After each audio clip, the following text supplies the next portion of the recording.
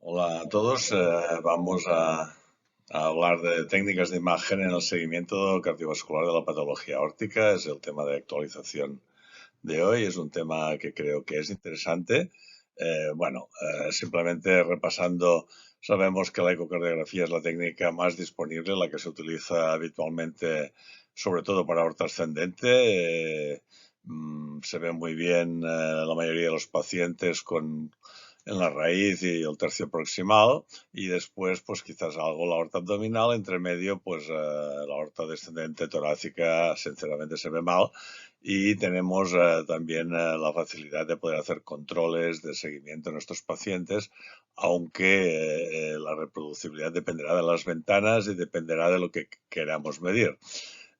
Tiene la gran ventaja respecto a otras técnicas de valorar tanto la válvula como la función del ventrículo izquierdo, a cuantificar la insuficiencia aórtica si la tiene, y las desventajas que he dicho, ¿no? Hay un 15% de mala ventana, pero también puede haber otro 15 o un 20% de ventanas que no son malas, pero son subóptimas para afinar bien, y esto pues es lo que hay, ¿no? Entonces, a veces cuando queremos medir la aorta muy ya más allá de la unión sinotubular, la parte media o distal de la aorta ascendente, oblicuamos para cogerlo el plano bien, y entonces podemos sobreestimar. Y bueno, los otros segmentos de aorta que he comentado.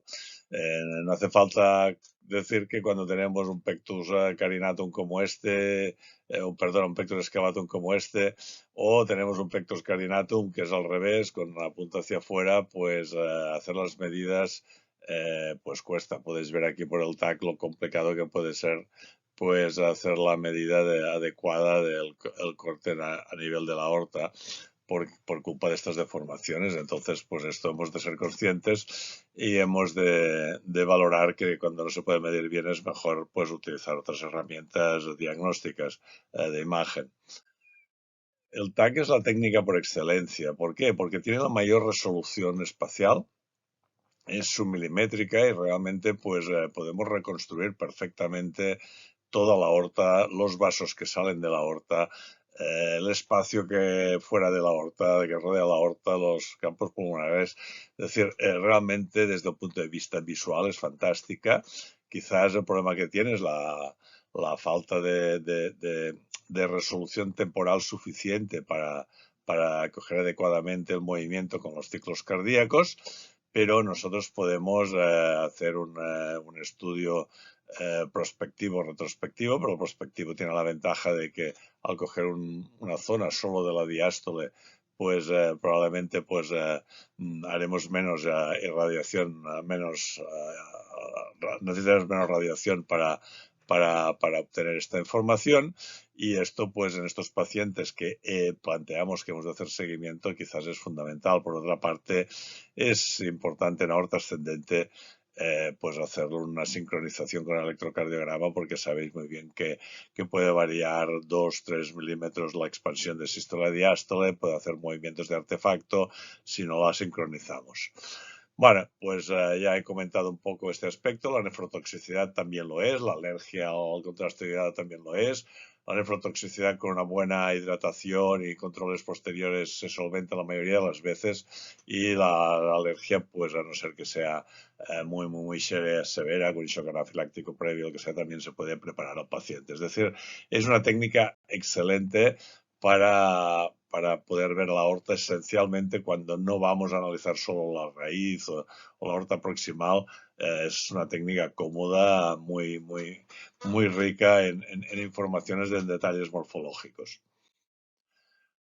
Bueno, aquí podéis ver un ejemplo. Como veis, la aorta ascendente, hasta si nos interesa veremos las coronarias, vemos los troncos supraórticos.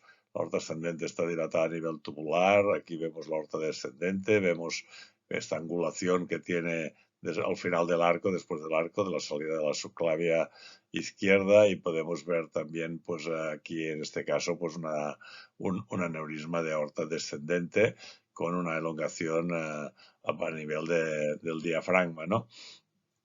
Todos estos son datos que son fundamentales para manejar adecuadamente el paciente, que no siempre son imprescindibles, pero muchas veces son importantes.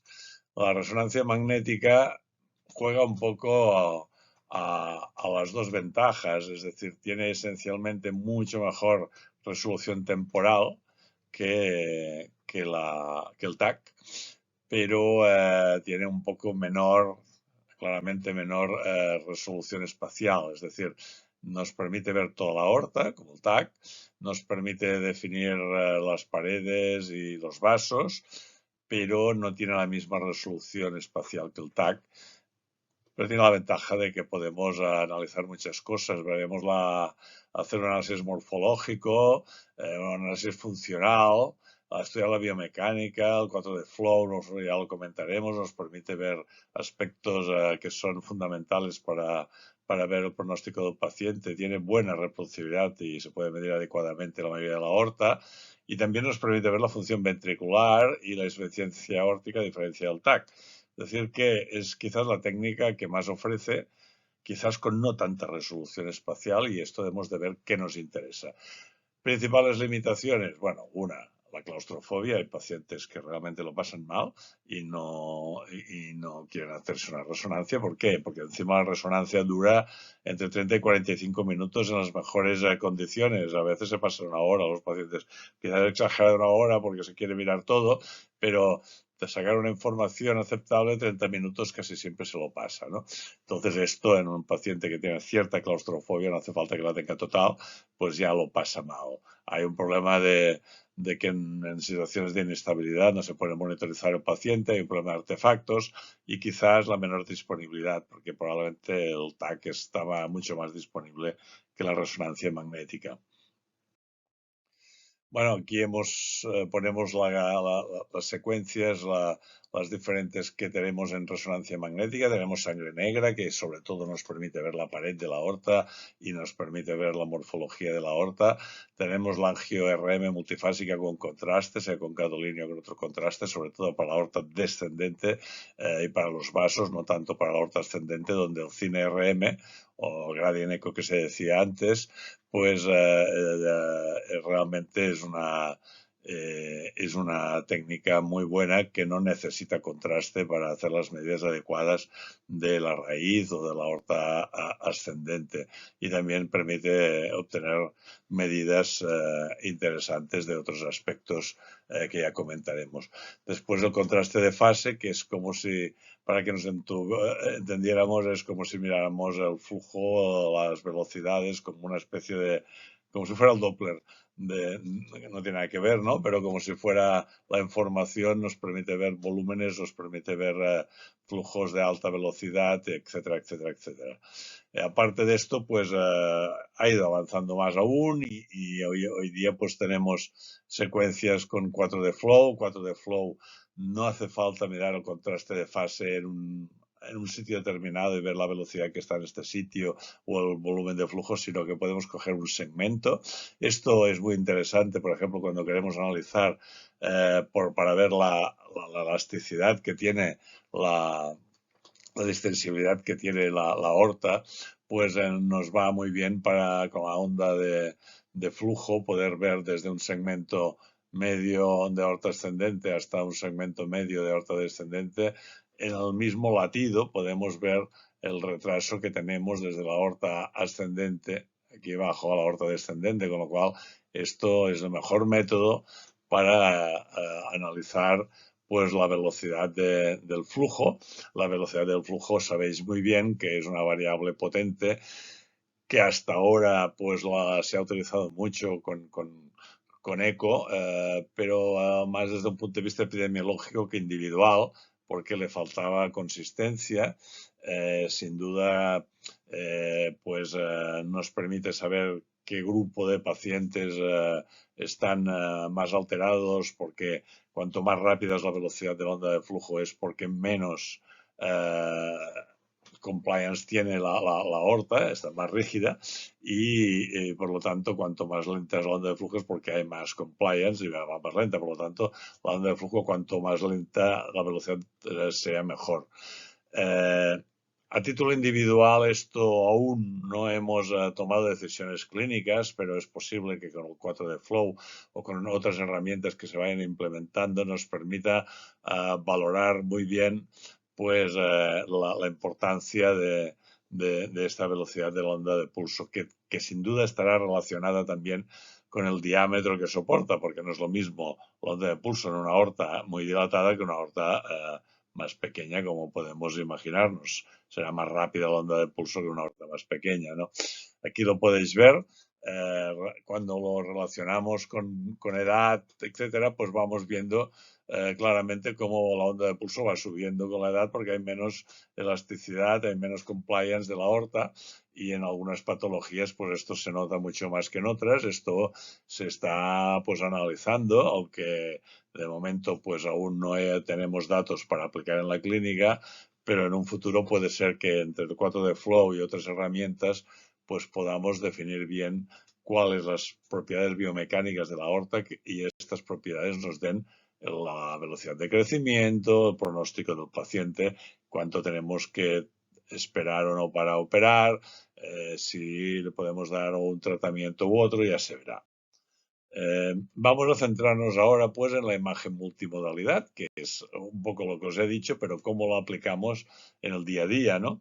Entonces, ya hemos comentado algunas veces de que después de analizarlo en estudios donde hemos valorado por transtorácico, por TAC o por resonancia magnética a los mismos pacientes en un intervalo corto de tiempo, pues hemos llegado a conclusiones de cómo medir la aorta, de primer eco por eco, después por el TAC de borde interno a borde interno y en resonancia lo mismo y sobre todo pues medirlo en el mismo momento del ciclo cardíaco que en adultos es en telediástole. De esta manera pues y valorando tanto por TAC por resonancia pues desde cúspide a cúspide pues podemos obtener el mayor la mayor concordancia entre las técnicas sin hacer significativas infraestimaciones o sobreestimaciones.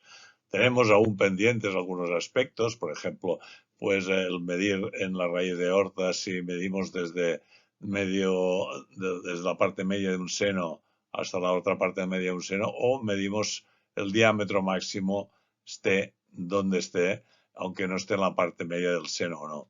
La ventaja de medir el diámetro máximo es que probablemente es la variable más potente desde el punto de vista del estrés de pared, pero el inconveniente es que para el seguimiento es mucho más reproducible medir el medio del agua cúspide a medio de cúspide, que normalmente ya es casi el diámetro máximo en muchos casos, que no ir buscando aleatoriamente cada vez que vemos al paciente qué diámetro máximo nos ha salido sin tener ninguna parte anatómica de referencia, porque entonces la variabilidad es mayor.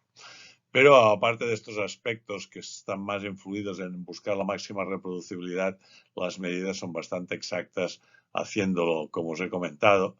Y obviamente pues hay que tener en cuenta algunos aspectos que hacen que no sean equitativas las medidas en diferentes métodos. Por ejemplo, aquí tenéis un paciente que tiene una marcada simetría de la raíz de aorta. Fijaros que, claro, aquí el diámetro entre el no coronárico y el coronárico derecho nos puede medir una medida que puede estar entre 42, aquí 55, aquí 62.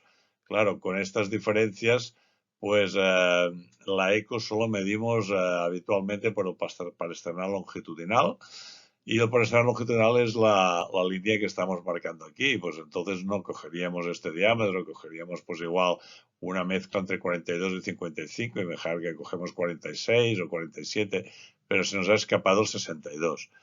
Por eso, cada vez insistimos más en que es importante de vez en cuando, yo ya antes de 45 milímetros ya lo tendría en consideración, hacer una técnica tridimensional como puede ser el TAC o la resonancia. Por desgracia, la ecocardiografía transtorácica tridimensional en corte transversal aún no tiene suficiente definición, la ventana no es tan óptima como para ser exactos. Podemos ver más cosas morfológicas que en un diámetro más reproducible. Por lo tanto, la única salida es que de vez en cuando hagamos otra técnica y si hay un caso como este, ya sabemos que no hemos de fiarnos del 42 o 45 porque este paciente tiene un diámetro para operarse. Este es un caso exagerado, pero pueden haber cambios significativos y si son superiores a 3 milímetros, yo lo que aconsejo es ir alternando el eco con otras técnicas como el TAC o la resonancia, dependiendo de la edad, claustrofobia, etcétera, etcétera. Pero es la única manera de ir siguiendo al paciente adecuadamente. Bueno, aquí podéis ver otra vez lo mismo. Vemos que en este corte, pues el paraesternal longitudinal mide 44 y es lo mismo por lo que mide pues la resonancia magnética. Pero se nos ha olvidado este diámetro, que no lo vemos aquí, que es de 52. Es otro ejemplo más. Esto aparece bastante en las bicúspides, sobre todo en las bicúspides que hay una fusión entre la coronárica derecha y la no coronárica, las que abren en vertical, como esta. Esto es más frecuente de verlo. O las que no tienen RAFE, las que son genuinas, las puras, las que van sin RAFE, tipo 0, pues también es muy frecuente la asimetría. Pero también se ve, no excepcionalmente, en más de un 30% de las veces, en ortopatías genéticas. Por lo tanto, insisto en lo mismo que he dicho antes.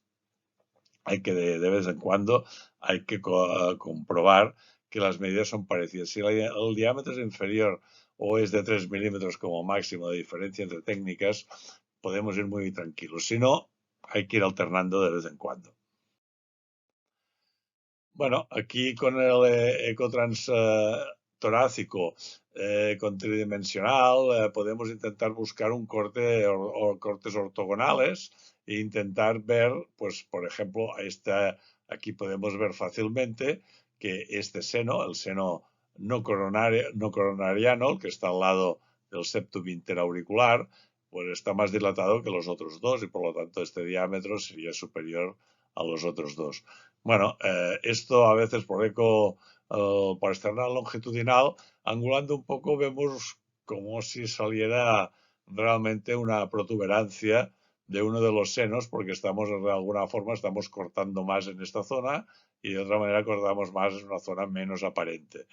Cuando veamos estos aspectos que variando un poco la dirección del transductor obtenemos cambios significativos o en un transversal sin hacer la medida vemos que hay una visible asimetría, aún hay más fuerza para pedir otra técnica, sea TAC o resonancia magnética.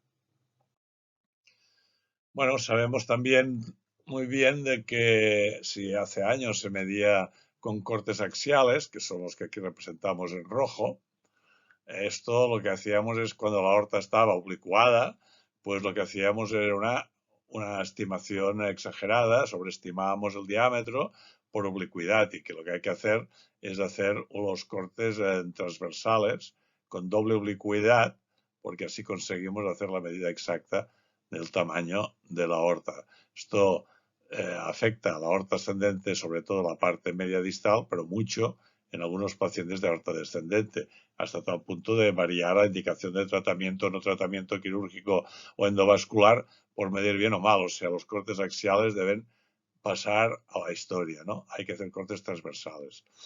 Y esto, pues en estas zonas, el TAC hay que decir que es superior también a la eco, porque podéis ver aquí que no sabemos bien si la aorta sigue dilatándose o no aquí.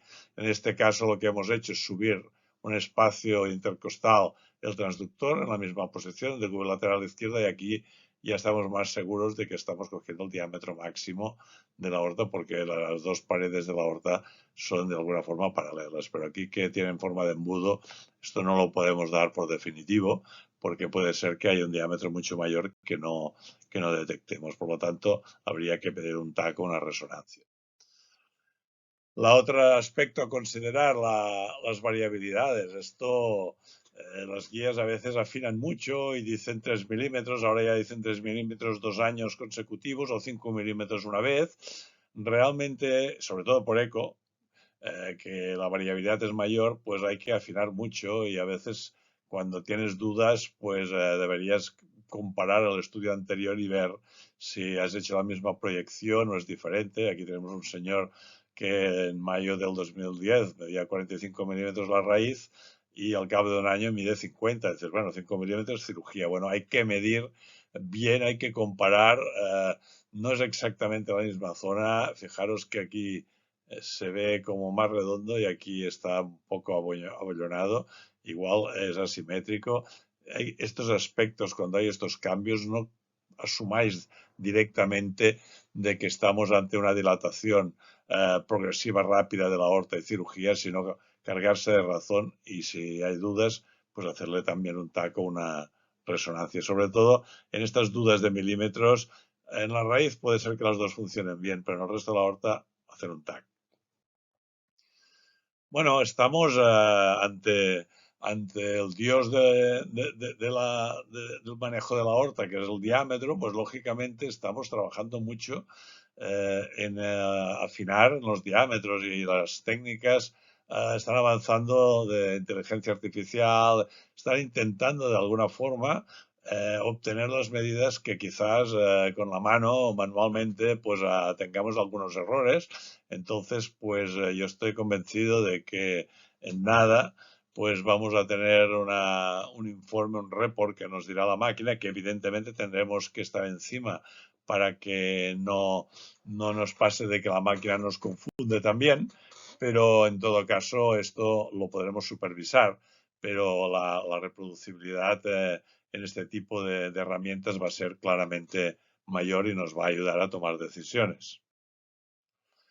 Otro aspecto que vemos que va ganando fuerza es la valoración no solo del diámetro, sino la longitud de la aorta ascendente, por ejemplo, pues desde el anillo hasta la salida del tronco brachiocefálico. Y hay varios estudios ya, este último año han salido como 3 o 4 estudios desde los últimos años que evidencian que una distancia superior a 11 milímetros o 12 milímetros se relaciona claramente con complicaciones, con lo cual es una variable no solo del diámetro, sino otra variable a tener en consideración a la hora de plantear el riesgo del paciente a la cirugía, hacer la medida desde el anillo hasta la salida del tronco brachiocefálico. Es importante no quedarse solo con la aorta, porque a veces hay carga, sobre todo en la patología genética, que influye sobre la dilatación de la aorta y un paciente puede tener un diámetro de 40 o 42, pero por aspectos del resto de los vasos del cuerpo, sabemos que esto tiene mal pronóstico. Por ejemplo, el valorar, pues de alguna forma, las tortuosidades. Esto se ve muy frecuentemente en la enfermedad de Loeys-Dietz, pero en otras enfermedades también se puede ver. Podemos ver estos troncos supraórticos casi con tirabuzón, que son, esto lleva una carga de riesgo, de dilatación de aorta, que es tan importante o más que el diámetro o que la biomecánica. Por lo tanto, no solo hay que ver, descartar aneurismas, que también, porque puede haber aneurismas en estos territorios, pero sobre todo, cuanto más veamos tortuosidades, pensemos que tenemos más riesgo de una progresión rápida. Y esto, pues también en nuestro grupo, pues la doctora Gisela Teixidó valoró la presencia de aneurismas fuera de la aorta y hubo una relación clara, enmarcada, de cuanto mayor número de aneurismas teníamos fuera de la aorta, pues realmente el número de eventos que tenía el paciente de cara a la indicación de cirugía, el tiempo a la cirugía, a la progresión de la enfermedad era claramente mayor. Fijaros que tenemos aneurismas en casi todo el cuerpo, se encontró en pacientes con síndrome de Marfan. Por lo tanto, son variables que no nos debemos quedar solo con la medida de la aorta, porque hay otras variables, ya sea la longitud, ya sea la presencia de tortuosidades o aneurismas, que nos pueden facilitar también el ser un paciente de mayor o menor riesgo. Ya para ir acabando, pues deciros un poco lo que ya sabéis, es decir, para la valoración de los vasos arteriales, el TAC es la mejor técnica, seguido de resonancia, peor es fatal. El eco no sirve casi. La valoración de la válvula, en cambio, sí que vale mucho más el eco y el eco transesofágico más, sobre todo si hay que indicar cirugía de reparación, el eco transesofágico, la función ventricular se ve muy bien por transtorácico y por resonancia. La visualización periaórtica es fantástica por TAC, la caracterización tisular de la aorta por resonancia, la biomecánica, como he comentado, por resonancia, y la calcificación, el calcio, es territorio del TAC. Obviamente también el ver toda la aorta pues es la gran ventaja que tiene el TAC y también la resonancia. La resolución espacial, como he dicho, la mejor es la del TAC. El eco transesofágico también es muy buena, pero hay territorios ciegos, como sabéis, que desde la pulmonar hasta el inicio hacia la subclavia casi no se puede ver, y después del tronco celíaco tampoco, por lo tanto estamos en el TAC. Resolución temporal, el eco es muy buena, seguido por resonancia, y la que es menos buena aquí es el TAC, como os he comentado antes. Reconstrucción multiplanar, el TAC, también bastante la resonancia. Rapidez del ecotranstorácico, disponibilidad ecotranstorácico y TAC. Portabilidad ecotranstorácico y seguimiento, pues depende de qué patologías, si es proximal de la aorta, pues el eco, pero si no, pues la resonancia o el TAC, dependiendo de la edad del paciente y lo que queramos averiguar. Eh, Sabemos que el perjuicio principal del TAC es la radiación y la nefrotoxicidad. El ET es la necesidad de sedación. La resonancia es la claustrofobia. La colaboración del paciente es fundamental en el eco transesofágico, pero también en la resonancia. Se ven artefactos en muchas técnicas, pero donde se ven más es la resonancia. La experiencia del operador influye mucho en el eco transesofágico y también la resonancia, menos en el eco transtorácico y en el TAC. Y el coste, pues quizás lo más caro es la resonancia magnética. Esto es un poco la idea. ¿Cuánto repetir las pruebas? Bueno, dependerá de qué patología tengamos, pero si hay una patología genética, obviamente, pues si vemos que tenemos un diámetro inferior a 45, pues y vamos viendo pacientes, si se incrementa menos de 5 milímetros por año, pues probablemente haremos un estudio anual. Si el diámetro está entre 45 y 50 y es patología genética, esto nos condiciona un mayor riesgo, porque 45-50 pues ya es un diámetro que en algunas patologías genéticas ya puede ser indicación de cirugía. Entonces, si vemos que se dilata más de 5 milímetros en un año o estamos cerca de la indicación de cirugía, hay que hacer un eco cada 6 meses o alternarlo con la resonancia magnética. Depende de que por la enfermedad la indicación de cirugía esté en 50, en 45 o menos, porque entonces haremos más frecuentemente los controles conforme nos acerquemos al punto de toma de decisiones. Claro, si tenemos una aorta por encima de 50, pues ya indicaremos directamente la cirugía. Y en otras patologías que son más agresivas, porque lo sabemos en algún tipo de Loeys-Dietz, como el TGF receptor 2 o receptor 1 y otras ortopatías, pues claro, pues bajamos un poco el dintel, ¿no? Y entonces en vez de poner 45 aquí, ponemos 40, en vez de poner aquí, pues que estamos a más de 45 milímetros, entre 4 y 4,5, pues ya planteamos un control y si vemos que dilata o estamos cerca de la cirugía, los controles ya entre 40 y 45 milímetros ya son cada 6 meses. En un Loeys-Dietz que esté por encima de 40, podemos hacer controles casi cada 6 meses. Esos son pacientes que por 45 milímetros ya les vamos a indicar la cirugía. Hay que tener en cuenta que en estas patologías como Loeys-Dietz y síndrome de Ehlers-Danlos, es más importante aún que en las otras que he dicho, como el Marfan, etcétera, etcétera, que tenemos que ver de vez en cuando si hay tortuosidades o si hay aneurismas fuera de la aorta, y quizás la primera vez hay que repetir un estudio al año. Si no hay ningún tipo de alteración o cambio, pues igual no hace falta estar cada año haciendo una resonancia, sino que probablemente pues cada 3 años o 4 años, dependiendo del paciente, sí que debería valorarse fuera de la aorta, pues tanto los troncos supraórticos como puede ser pues todas las arterias que salen de la aorta o periféricas, porque puede haber problemas. Entonces, cada 3 o 4 años es aconsejable, diría que cada 3 años probablemente, porque son patologías bastante agresivas. Bueno, pues finalmente decirles que no todo acaba también fuera de la aorta. Dentro del corazón también tenemos patología, y en esto algunos estudios, como este estudio de Dinamarca, podemos ver que, claro, que hacen un estudio extenso y ven que hay una incidencia muy alta de prolapso mitral en la patología de Marfan.